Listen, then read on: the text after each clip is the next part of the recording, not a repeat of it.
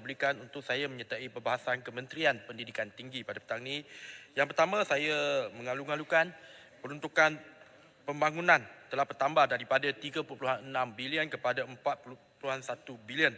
Saya rasa ini menunjukkan komitmen yang tinggi daripada kerajaan kita untuk meningkatkan lagi tahap dan prestasi Institut Pengajian Tinggi yang kita ada. Cuma saya nak tanya, dalam peruntukan tambahan ini dan juga IPTA yang disenaraikan mendapat peruntukan di bawah peruntukan pembangunan ini, ada tak program-program ataupun khusus baru akan diperkenalkan pada tahun 2024? Sebab bagi saya penting, kita perlu memperkenalkan kos ataupun khusus baru kepada mahasiswa kita supaya selaras dengan keperluan pasaran. Maknanya, siswa yang besok graduate nanti mempunyai keboleh pasaran yang tinggi untuk mengatasi masalah pengangguran siswa.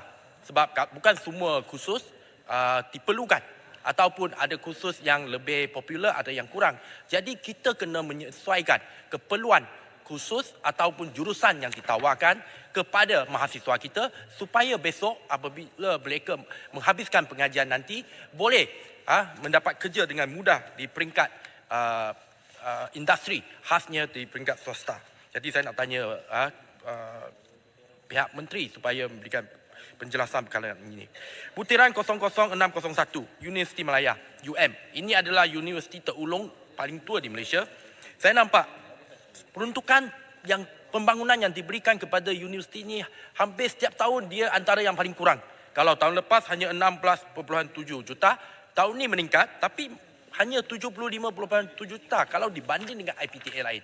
Saya nak tanya kenapa seringkali UM mendapat peruntukan yang kurang kalau dibanding dengan IPTA yang lain. Sebab saya sendiri sebagai alumni Universiti Malaya, saya harap Universiti Malaya sebagai universiti yang terulung di Malaysia patutnya diberikan peruntukan yang lebih. Seterusnya butiran 050200 emolument untuk kaki tangan kontrak sebanyak 438 juta diperuntukkan di bawah butiran ini. Saya rasa dengan peruntukan yang besar ni, maknanya ada ramai kaki tangan kontrak yang bukan penjawat tetap. Saya nak tanya kenapa perkara ini berterusan. Sebab kalau kita nak institusi pengajian tinggi kita dalam landasan yang terbaik untuk memberikan pendidikan berkualiti tinggi kepada pelajar atau mahasiswa kita, kenapa mereka yang terlibat tidak diberikan penjawatan tetap untuk menjamin masa depan mereka? Kalau setakat kontrak, kalau kontrak tak disambung, tak diperbaharui, apa jadi dengan kaki tangan ataupun mungkin tenaga pengajar, pensyarah dan sebagainya? Jadi saya mohon penjelasan daripada kerajaan. Seterusnya di bawah 010200 pendidikan tinggi. Saya nampak ada 92.3 juta diperuntukkan. Tadi waktu perbahasan untuk jawatankuasa KPM saya tak sempat, tak dapat peluang. Jadi saya nak tanya di sini berkenaan dengan kolej tingkatan 6. Kalau sebelum ni kita panggil kolej tingkatan 6, sekarang ni dijenamakan semula sebagai kolej pra-universiti. Saya lebih suka sekiranya ataupun saya mohon cadangkan kolej pra-universiti ini diletakkan di bawah KPT, pendidikan tinggi. Sebab kalau dah nama dia pra-universiti, maknanya dalam landasan ke universiti. Dan ia juga membolehkan pelbagai naik taraf dan sebagainya yang dilakukan. Sebab saya dimaklumkan kalau dulu kita panggil pengetua, sekarang ni pengarah, dan pengarah tersebut mempunyai otonomi tertentu dalam pengambilan pelajar. Jadi ada baiknya saya rasa diletakkan di bawah KPT supaya ia nampak lebih kurang dekat dengan matrikulasi.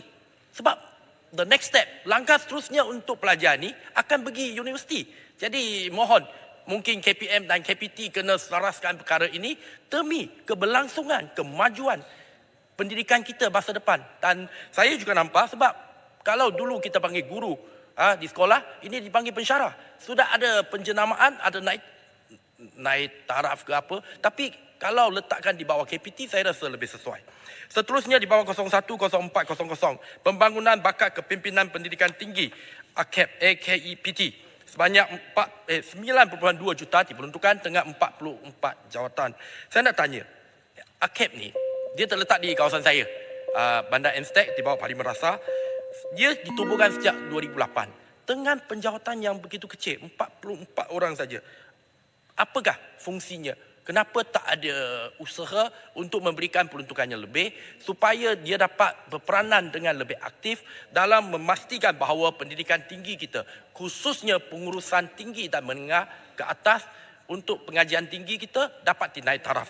Dan perkara terakhir yang saya nak tanya kepada Yang Berhormat Menteri KPT berkenaan adalah peruntukan. Selain daripada institusi-institusi awam yang disenaraikan menerima peruntukan, ada tak institusi lain selain daripada yang tersenarai turut menerima peruntukan daripada kerajaan, swasta dan sebagainya?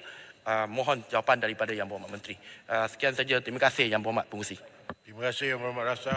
Silakan Yang Berhormat Arau.